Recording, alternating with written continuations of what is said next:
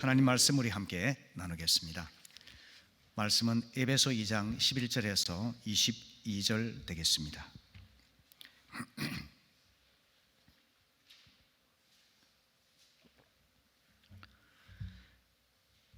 그러므로 생각하라. 너희는 그때 육체로는 이방인이요 손으로 육체 행한 할례를 받은 무리라 칭하는 자들로부터 할례를 받지 않은 무리라 칭함을 받는 자들이라. 그때 너희는 그리스도 밖에 있었고 이스라엘 나라 밖의 사람이라. 약속의 언약들에 대하여는 외인이요 세상에서 소망이 없고 하나님도 없는 자이더니 이제는 전에 멀리 있던 너희가 그리스도 예수 안에서 그리스도의 피로 가까워졌느니라. 그는 우리의 화평이신지라. 둘로 하나를 만드사 원수된 것 곧 중간에 막힌 담을 자기 육체로 허시고 법조문으로 된 계명의 율법을 폐하셨으니 이는 이 둘로 자기 안에서 한 새 사람을 지어 화평하게 하시고 또 십자가로 이 둘을 한 몸으로 하나님과 화목하게 하려 하심이라. 원수된 것을 십자가로 소멸하시고 또 오셔서 먼 데 있는 너희에게 평안을 전하시고 가까운 데 있는 자들에게 평안을 전하셨으니 이는 그로 말미암아 우리 둘이 한 성령 안에서 아버지께 나아감을 얻게 하려 하심이라. 그러므로 이제부터 너희는 외인도 아니요 나그네도 아니요 오직 성도들과 동일한 시민이요 하나님의 권속이라. 너희는 사도들과 선지자들의 터 위에 세우심을 입은 자라. 그리스도 예수께서 친히 모퉁이 돌이 되셨느니라. 그의 안에서 건물마다 서로 연결하여 주 안에서 성전이 되어 가고 너희도 성령 안에서 하나님이 거하실 처소가 되기 위하여 그리스도 예수 안에서 함께 지어져 가느니라. 아멘. 아멘. 올해의 목회표 일어나라 함께 가자 하는 표를 상기하면서 지난 시간에 저는 위를 향하여 만군의 여호와를 배웠도다 하는 제목으로 말씀을 전했습니다.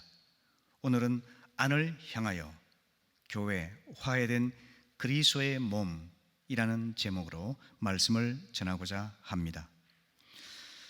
우리가 세상을 돌아보게 되면은 죄로 타락한 세상에 비참하고 불행한 현실을 손쉽게 발견하게 되지 않습니까?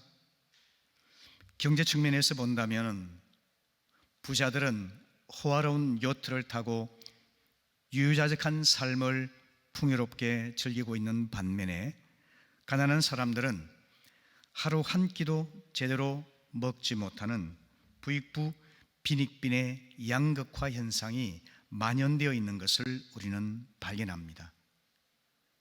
경제 발전과 함께 역으로 환경오염과 지구온난화가 극심해져서 각종 이변과 재해가 끊이지 않고 있습니다.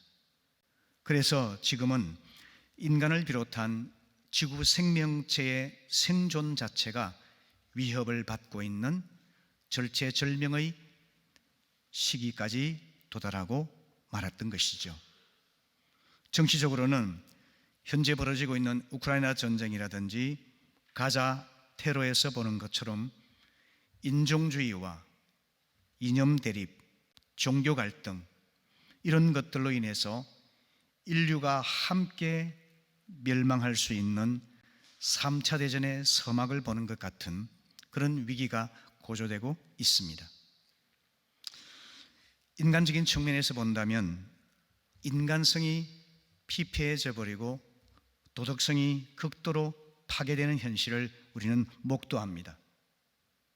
무고한 시민들, 특히 연약한 여성들을 살상하는 폭력성이 얼마나 극대화되고 있습니까? 여기에 10대 청소년들마저 성적인 타락과 인격적인 부패 그리고 마약 같은 약물에 접촉이 되어서 그 폐해는 이루 말할 수 없는 현실에 이르고 있습니다. 우리가 살고 있는 이 세상은 하나님께서 축복하신 에덴 동산이라기보다는 생지옥의 현실이 아닌가 하는 생각을 지울 수가 없습니다. 이런 지구의 문제는 결국 무슨 문제일까요? 그것은 결국 인간의 문제인 것입니다.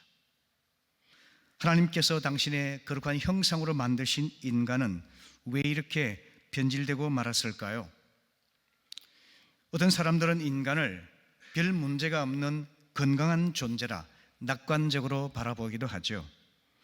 또 어떤 사람들은 병약한 환자이지만 그러나 스스로 치유할 가능성이 있는 사람이라 이렇게 보기도 합니다. 그렇다면 성경은 인간에 대해서 어떻게 판단하고 있을까요? 성경은 아주 비관적으로 인간을 판단하고 있습니다. 영적인 시체라고 성경은 판단하고 있습니다. 에베소 2장 1절에 보게 되면은 허물과 죄로 죽었던 존재라고 말씀합니다. 하나님을 떠난 인간은 적극적으로는 하나님께 반역하기도 하고 또 소극적으로는 하나님을 외면합니다. 그 과정 속에서 영적으로 죽음을 맞이하여서 비록 몸을 움직이고 정신 활동을 하지만 영은 완전히 시체가 되어 있는 그런 상태라는 것입니다. 그것으로 끝이 아니고 성경은 말씀하기를 죄악에 빠진 인간은 마귀의 노예가 되어 있다 말씀합니다. 에베소 2장 2절 말씀에서 공중 권세 잡은 자를 복종하였다라고 말씀합니다. 마귀는 원래부터 거짓말장이요 반역하는 자입니다. 그래서 마귀는 죄의 원뿌리입니다. 마귀의 미혹을 받아서 범죄해서 마귀의 노예된 인간은 이제 마귀의 조종을 받아서 자기 스스로 파멸을 향해서 나아갈 수밖에 없는 운명에 놓인 것입니다. 그것으로 끝이 아닙니다. 하나님은 죄악된 인간을 진노의 대상이라고 말씀하십니다. 본질상 진노의 자녀였더니 에베소 2장 3절의 말씀이죠. 거룩하신 하나님은 죄를 조금도 용납할 수 없기 때문에 의로운 분노를 바라시는 것이죠. 하나님의 사랑을 경험하지 못하고 죄의 진흙탕 속에서 허우적대다가 결국 영원한 멸망의 심판을 받게 되어 있는 것이 죄악된 인간의 운명입니다. 그뿐만 아니라 이 세상을 살아가는 동안에도 인간은 하나님의 사랑을 경험하지 못하기 때문에 근본적인 소외와 불안과 허물을 경험하면서 생존할 수밖에 없는 것입니다. 이 인간의 소외를 잘 보여주는 것이 예루살렘 성전의 소외 구조인데요. 유대인 성전은 제사장만이 갈 수 있는 제사장의 뜰이 있고 또 이스라엘 남자들만이 갈 수 있는 이스라엘의 뜰이 있고 여인들만이 갈 수 있는 여인의 뜰이 있고 그리고 이방인들이 들어올 수 있는 이방인의 뜰로 구분되어 있었습니다. 성전은 소외의 장벽으로 구성되어 있었던 것이죠. 1871년에 예루살렘 성전 안뜰에서 고대의 석판이 발견되었는데요. 이 석판에는 이런 글이 적혀 있었습니다. 이방인은 어느 누구든 장벽 안으로 들어와서는 안 된다. 월담하다가 잡히는 자는 사형에 처한다. 이런 구절이 적혀 있었던 것이죠. 이것은 죄로 인해서 하나님으로부터 소외된 인간의 현실을 요약해주고 있는 표현이 아닌가 생각이 듭니다. 오늘 읽었던 본문 11절과 12절 말씀 이렇게 말씀하고 있죠. 우리 같이 읽어볼까요? 시작. 그러므로 생각하라. 너희는 그때 육체로는 이방인이요 손으로 육체에 행한 할례를 받은 무리라 칭하는 자들로부터 할례를 받지 않은 무리라 칭함을 받는 자들이라. 그때 너희는 그리스도 밖에 있었고 이스라엘 나라 밖의 사람이라. 약속의 언약들에 대하여는 외인이요 세상에서 소망이 없고 하나님도 없는 자이더니. 죄로 인해 소외된 인간은 구원의 은혜 밖에 있었고 또 하나님이 주시는 복으로부터 배제되어 있었고 하나님을 경험하지도 못하고 궁극적인 소망을 갖지 못한 채 이 땅에 살다가 멸망을 당할 수밖에 없는 존재라는 것입니다. 그런데 하나님께서는 당신의 사랑을 베푸셔서 그들을 죽었던 자를 살리시고 또 그들을 일으켜 두시고 또 높이 앉히셔서 하나님과 교제하는 복을 허락하여 주셨습니다. 에베소 2장 4절부터 6절까지 말씀 보시면은 긍휼이 풍성하신 하나님이 우리를 사랑하신 그 큰 사랑을 인하여 허물로 죽은 우리를 그리스도와 함께 살리셨고 또 함께 일으키사 그리스도 예수 안에서 함께 하늘에 앉히셨다라고 말씀하고 있습니다. 죽은 자들을 살리셨고 비참한 자들을 높이셔서 존귀하게 하시고 또 하나님과 함께 앉아 교제하는 복을 누리게 하셨다는 것입니다. 하나님께서는 이와 같이 죄로 멸망하고 소외될 자들을 그와 같은 사랑으로 불러주신 것입니다. 뿐만 아니라 이 땅에서 하나님의 아들 예수님께서는 아버지의 명령을 따라서 화해의 사역을 친히 하셨는데요, 멀리 떨어져 소외된 백성들을 십자가의 피로 가깝게 인도하여 주시고 우리 이 세상의 특징인 장벽을 허물고 화평하고 하나 되게 하여 주셨던 것입니다. 그래서 유대인과 이방인이 아무런 차별 없이 한 몸이 되어서 창조주 하나님을 예배하며 친교할 수 있게 허락하여 주신 것입니다. 그 내용이 에베소 2장 13절 이하의 내용이 되겠는데요, 다 읽지는 않겠습니다. 우리 주님의 피로 우리가 가까워졌습니다. 주님께서 우리의 화평이 되셨습니다. 주님께서 율법을 폐하시고 우리를 화평하게 하시고 한 몸이 되어 하나님과 화목하며 서로 화평하여서 한 마음 한 몸으로 아버지께 나와 친교하며 예배하게 하여 주셨다는 것입니다. 이것이 놀라운 십자가의 화평의 사역입니다. 그런데 하나님께서 십자가의 피로 죄인들을 구원하신 데는 분명한 목적이 있습니다. 그것이 뭐냐면 에베소 2장 10절의 말씀인데요, 우리 같이 읽어볼까요? 시작. 우리는 그가 만드신 바라 그리스도 예수 안에서 선한 일을 위하여 지으심을 받은 자니 이 일은 하나님이 전에 예비하사 우리로 그 가운데서 행하게 하려 하심이니라. 하나님이 우리를 불러 구원하여 주시고 당신의 자녀로 삼으신 목적은 선한 일을 위해 쓰임받게 하기 위함이라는 겁니다. 선한 일이 도대체 무엇일까요? 하나님 뜻에 순종해 살아가는 삶, 복음을 전파하는 삶, 선한 삶이 되겠죠. 그런데 에베소 1장과 2장을 자세히 살펴보게 되면 이 선한 일은 하나님의 교회를 세우는데 흘러가고 있는 것을 우리는 발견하게 되는 것입니다. 그래서 요약해서 말씀드리자면 선한 일을 위해 구원해 주셨는데 그 선한 일은 그리스도의 몸된 교회를 건강하게 세우는 일을 위해 우리를 불러주셨다는 것입니다. 하나님의 관심은 영적인 성전, 곧 교회를 올바로 세우는 데 있습니다. 오늘 우리의 교회는 하나님의 뜻대로 그리스도의 몸을 올바로 회복해가고 있나요? 아니면 교회의 본질과 목적에서 벗어나서 마치 와해된 그리스도의 몸처럼 전락되어 있는 것이 아닌가 하는 것입니다.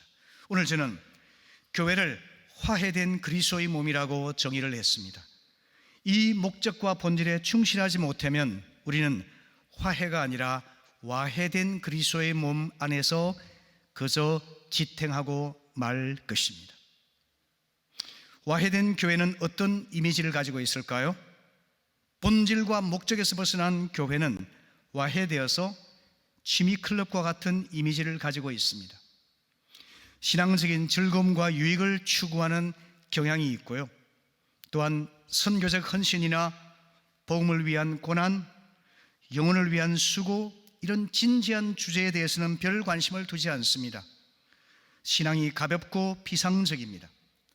마음이 잘 통하는 사람들끼리 모이는 경향이 있고 다른 사람들에 대해서는 문을 잘 열지 않는 폐쇄적인 경향을 띠게 되는 것입니다. 교회가 이런 분위기가 있다면 교회는 와해된 교회의 일부분, 취미클럽과 같은 모습을 가지고 있는 것이죠. 두 번째로 교회는 안마소와 같은 이미지가 있는데요, 교회는 와서 마음의 위로를 받고 좋은 느낌을 얻을 수 있는 장소라는 것입니다. 그래서 나쁘지 않죠. 문제는 그 무거운 짐을 주님께 내려놓고 주님을 통하여 주님과 함께 본질적으로 해결하는 것이 아니라 오히려 문제의 본질을 직면하는 대신에 문제를 외면하게 만드는 피상적인 위안으로 그치기가 십상이라는 것입니다. 세 번째는 교회는 박물관의 이미지가 있는데요, 교회는 침례나 세례를 거행하기도 하고 또 성도들의 장례식을 함께 참여하기도 하고 침묵 행사도 하고 수련회도 하고 부흥회도 하고 여러 가지 교회에서 많은 사건들, 일들을 진행하지 않습니까? 사진도 있고 나무도 있고 또 의자도 있고 벤치도 있고 여러 가지 기념품들이 있죠. 그것들이 교회의 역사와 아름다운 추억을 보여주고 있지만 그 교회는 미래지향적이 아니라 과거에 묶여있는 박물관 같은 교회가 된다는 것입니다. 마지막으로 슬픈 것이 교회가 요양원과 같은 이미지를 갖고 있는 경우입니다. 긴 세월 동안 교회를 지켜왔던 노인들이 한 분 한 분 세상을 떠나고 마침내 그들과 함께 교회가 최종적으로 사라질 때까지 노인들을 보살펴주는 안식처 역할을 하고 있는 것이죠. 이처럼 예수님의 십자가 피로 세워진 교회가 복음의 사명을 감당하여 그 본질과 목적에 충실하지 못할 때 교회는 와해되는데요, 취미클럽이라든지 안마소라든지 박물관이라든지 요양원과 같은 역할을 하면서 와해되고 서서히 죽어갈 수밖에 없는 것입니다. 이것이 오늘날 많은 교회가 지금 접하고 있는 쓸쓸한 현실이라는 겁니다. 그렇다면 여러분, 주님께서 우리 교회를 향해 기대하시는 교회는 화해된 그리스도의 몸이라고 제가 정의를 내렸지 않습니까? 그런 교회의 본질과 목적에 충실하려면 교회는 어떻게 되어야 할까요? 중심 되신 그리스도를 고백해야만 합니다. 그는 우리의 화평이신지라 말씀하시면서, 여러분, 교회는 다양한 사람들이 모여 있고 또 거기에는 지도력이 있는 사람들도 있고 영향력이 있는 사람들도 있죠. 훌륭한 사람들도 있죠. 그러나 여러분, 교회를 하나로 연결하고 화평한 몸이 되게 하는 것은 죽으시고 부활하신 예수 그리스도의 인격 그 자체인 것입니다. 이런 믿음 가운데 우리가 바로 설 수 있기를 바랍니다. 십자가에서 죽으시고 부활하신 예수 그리스도의 임재와 그분에 대한 믿음의 고백이 만일 없다 한다면 아무리 사람들이 모이고 조직을 갖추고 그리고 구호를 외치고 프로그램을 가동한다 할지라도 교회는 화해된 그리스도의 몸을 이룰 수가 없는 것입니다. 그리고 두 번째, 교회는 포용성이 있어야만 합니다. 갈라디아 3장 28절 말씀 우리 같이 읽어볼까요? 시작. 너희는 유대인이나 헬라인이나 종이나 자유인이나 남자나 여자나 다 그리스도 예수 안에서 하나이니라. 아멘.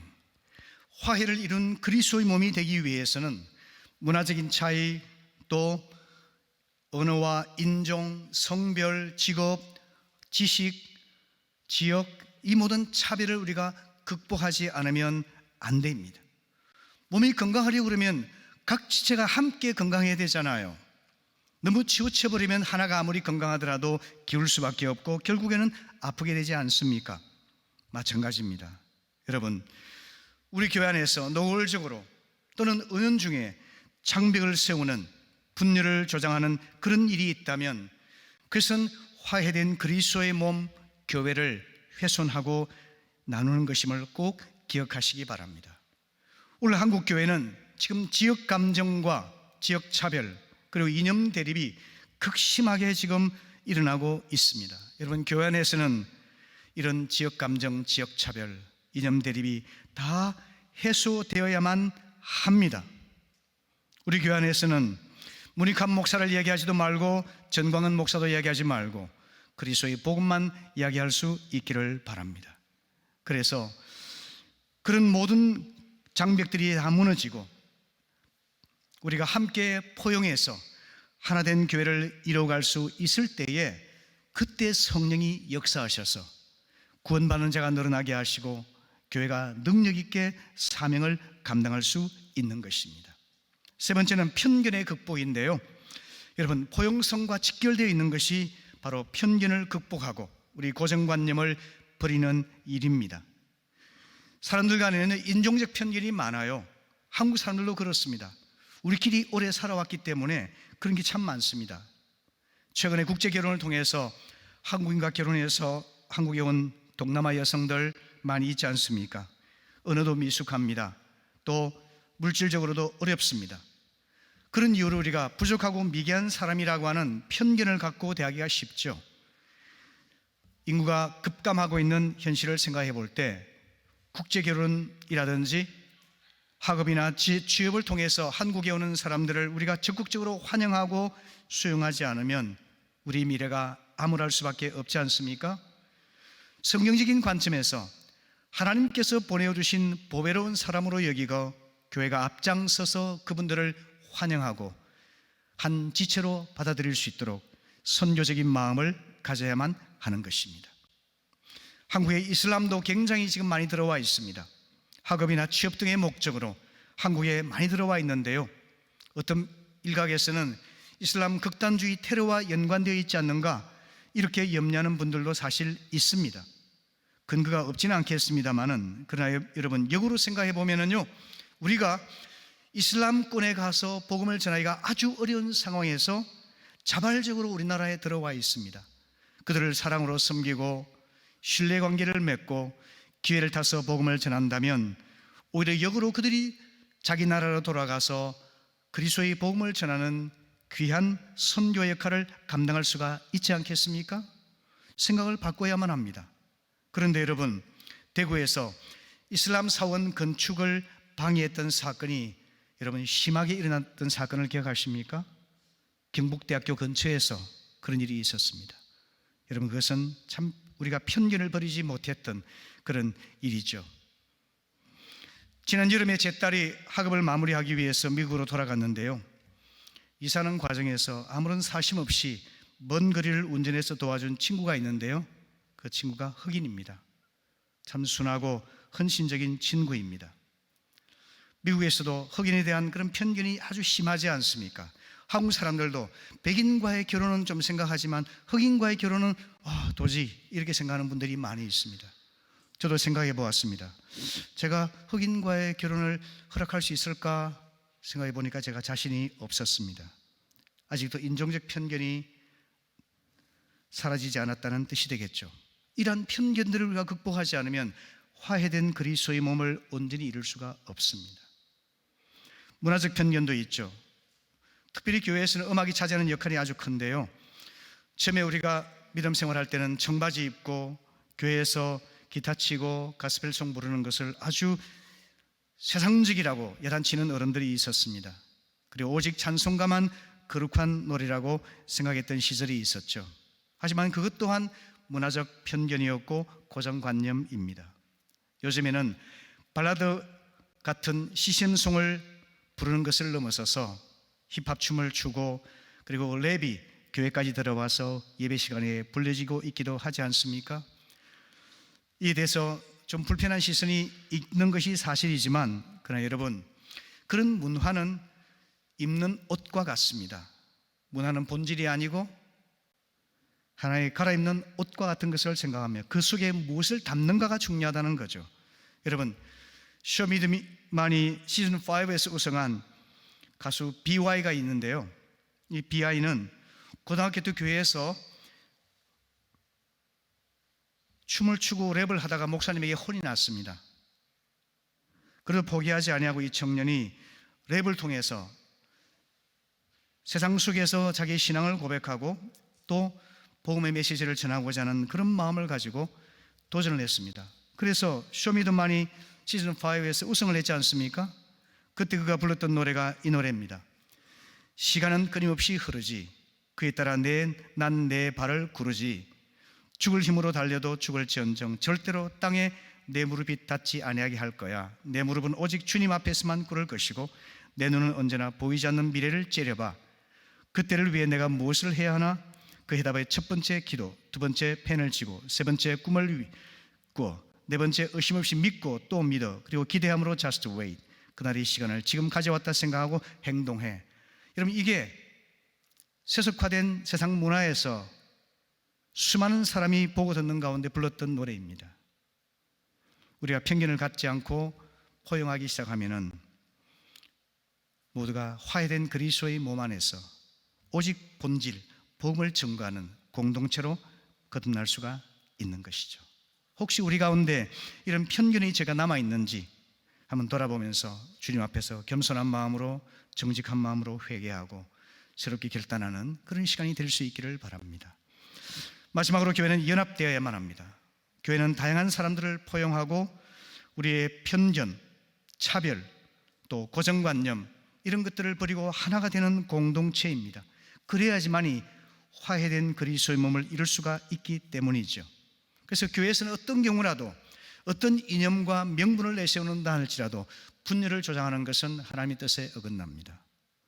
어떤 경우라도 교회는 하나 되어야만 하고 내 신념과 내 이익과 내 뜻을 내려놓고서라도 교회의 하나됨과 화해와 일치를 위해서 함께 일을 해야만 하는 것입니다. 교회는 유대인과 이방인, 자유자와 노예, 남자와 여자, 부자와 빈자, 노년과 소년, 강자와 약자 등 다양한 사람들이 그리스도의 피로 한 몸을 이루어서 형제 자매요 지체가 되어서 한 하나님 아버지를 예배하고 섬기며 교제하며 주님을 주신 사명을 감당하는 공동체 아니겠습니까? 그러니까 여러분, 어떤 명분보다도 우리가 연합하여 화해와 일치를 이루는 일을 위해서 함께 힘을 쓸 수 있기를 바랍니다. 그 좋은 교회 예가 바로 안디옥 교회입니다.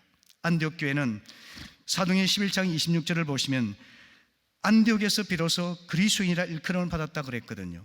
믿지 않는 사람들이 그리스도인이라고 인정을 해 주었습니다. 왜 그랬을까요? 거기는 유대인들로부터 시작되었지만 헬라파 유대인들 그리고 이방인들 그들에게까지 함께 나아가서 흑인과 백인과 황인종 할 것 없이 모두가 다 하나가 되어서 교회를 이루어서 주님의 사명을 감당했던 교회의 모델이었기 때문이죠. 화해를 이룬 그리스도의 몸에 모델이 된 것이 바로 그 안디옥 교회였습니다. 우리가 화해를 이룬 그리스도의 몸이 되었다 할 때에 주님께서 기대하시는 목표는 무엇일까요? 그것은 주님처럼 온전한 자로 함께 세워져 가는 것입니다. 그래야지만이 사명을 감당할 수 있기 때문이죠. 에베소 4장 11절 이하에 보게 되면은 주님께서는 여러 지도자들을 세우셔서 모두가 온전한 사람을 이루고 또 그리스도의 장성한 분량으로 성장하기를 원한다 이렇게 말씀하고 계십니다. 여러분, 우리 모두가 다 함께 서로 연결되고 함께 건강하게 조화를 이루어서 성장해 가야만 합니다. 어느 한 부분에 치우쳐서는 안 됩니다. 우리 교회 안에도 여러분, 교회에 이렇게 주류에 들어오지 못하고 변두리에서 조용히 숨어있는 외로워하고 불안해하고 그리고 정하지 못하는 분들이 있습니다. 홀로 된 여성과 남성들도 있습니다. 결혼하지 않은 싱글들도 있습니다. 그리고 연세 드신 노인들도 있습니다. 그분들의 외로움과 상처를 우리가 헤아리고 공감할 수 있어야만 합니다. 실직한 분도 있습니다. 사업의 어려움을 겪고 경제적으로 파탄된 분도 있습니다. 심각한 질병으로 두려움에 떨고 있는 분도 있습니다. 가정이 깨어질 위기에 있는 사람들도 있습니다. 지금 제가 언급한 이것들은 전부 다 우리 교회 안에 있는 실질적인 일들입니다. 여러분, 이런 분들은 외롭고 힘들어서 교회를 떠나려고 하는 생각까지 하기도 합니다. 특별히 코로나 기간 동안에 우리가 많은 교인들을 잃었습니다. 그것은 아마 우리가 좀 더 세심한 관심을 가지고 보살피고 그리고 함께 돕지 못했기 때문이라고 생각을 합니다. 여러분, 그것이 바로 교회가 와야 되는 그런 과정 아니겠습니까? 초대 신약교회를 하고자 제가 하는 이유는 바로 화해된 그리스도의 몸을 실질적으로 경험하기 위해서 우리는 가정교회 사역을 진행하고 있습니다. 사도행전 2장 42절에서 날마다 한 마음으로 모여서 성전들에 모이고 집집마다 돌아가며 함께 모여서 기쁘고 순수한 마음으로 식사를 같이 했던 것이 초대교회의 모습이었습니다. 여러분, 복잡하게 생각하지 말고 단순한 마음으로 그들이 서로 돌아가면서 함께 모여서 대화하고 웃고 위로해주고 울고 찬양하고 교제하고 삶을 나누고 이야기를 들어주고 격려해주는 이런 일들이 정말 이 시대 교회가 와해된 그리스도의 몸이 아니라 화해된 그리스도의 몸을 회복하는 길이라고 믿습니다. 초대교회를 보십시오. 우리가 수요일에 사도행전을 보고 있습니다마는 저는 스스로 제 마음속으로 감동받은 바가 있습니다. 빌립보에서 루디아가 참으로 우연한 일로 사도 바울을 만나서 회심하고 너무나 기쁜 나머지 그가 바울에게 간청히 하죠. 당신이 나를 믿는 사람으로 안다면 우리 집에 들어와서 함께 머물라고 자기 집을 내어줍니다. 의심할 여지 없이 루디아의 집을 중심으로 빌립보 교회가 개척되지 않았겠습니까? 그리고 사도행전 18장을 보시게 되면 아굴라 브리스길라 부부가 그들은 로마 황제의 명령에 의해서 어쩔 수 없이 고린도로 왔지만 하나님의 섭리 가운데서 바울을 만나고 그들이 업이 같음으로 아굴라 브리스길라의 집에 바울이 머물면서 회당과 여러 곳을 다니면서 복음을 전했지 않습니까? 의심할 여지 없이 고린도 교회는 아굴라 부부의 집을 중심으로 세워졌던 것입니다. 여러분, 이것이 바로 그리스도의 화해된 몸을 회복하는 단순한 예를 보여주고 있습니다. 내 가정을 열어서 한 형제자매들이 모여서 교제하며 찬양하며 기도하며 삶을 나누고 울고 웃으며 이야기를 들어주고 격려해주고 한 몸이 되어가는 건강한 그리스도의 지체로 성장해가는, 그래서 그리스도의 장성한 분량까지 성장하여서 하나님께서 그리스도의 몸을 세우신 목적, 땅끝까지 이르러 복음을 전하고 세상을 복음으로 섬기라는 그 명령에 순종하는 길 아니겠습니까? 여러분, 안을 향하여 함께 가는 것은 그리스도의 화해된 몸을 회복하는 길이라고 믿습니다. 이제 이 가을을 맞아서 말씀을 마무리하겠는데요, 히브리 20장 24절 25절 말씀, 여러분, 하나님의 우리 명령으로 우리가 단순한 마음으로 받으면서 우리 한번 읽어보겠습니다. 시작. 돌아보아 사랑과 선행을 사랑을 격려하며 모이기를 모이기를 피하는 어떤 사람들이 습관과 같이 하지 말고 오직 권하여 그날이 가까움을 볼수록 더욱 그리하자. 아멘. 여러분, 서로 돌아볼 수 있기를 바랍니다. 외로움과 불안과 의심과 염려와 아픔을 함께 돌아보는 그런 교회가 될 수 있기를 바랍니다. 또 사랑과 선행을 서로 격려할 수 있기를 바랍니다. 모이기를 피하지 말고 열심으로 모여서 우리의 교회를 회복할 수 있기를 바랍니다. 주의 오실 날이 정말 멀지 않았음을 감지하면서 주님의 때가 가까움을 볼수록 더욱더 열심을 내어서 교회됨을 회복하는 우리 모두가 될 수 있기를 바랍니다. 말씀을 마무리하면서 여러분, 우리 교회는 화해된 그리스도의 몸을 향해 나아가고 있습니까? 아니면 화해된 그리스도의 몸을 회복해 가고 있는 중입니까? 주님께서 우리 각자에게 도전하시고 책망하시고 또 마음에 결단하게 하셔서 주님의 온전한 몸을 회복하는 일에 우리 모두가 함께 협력할 수 있기를 바랍니다.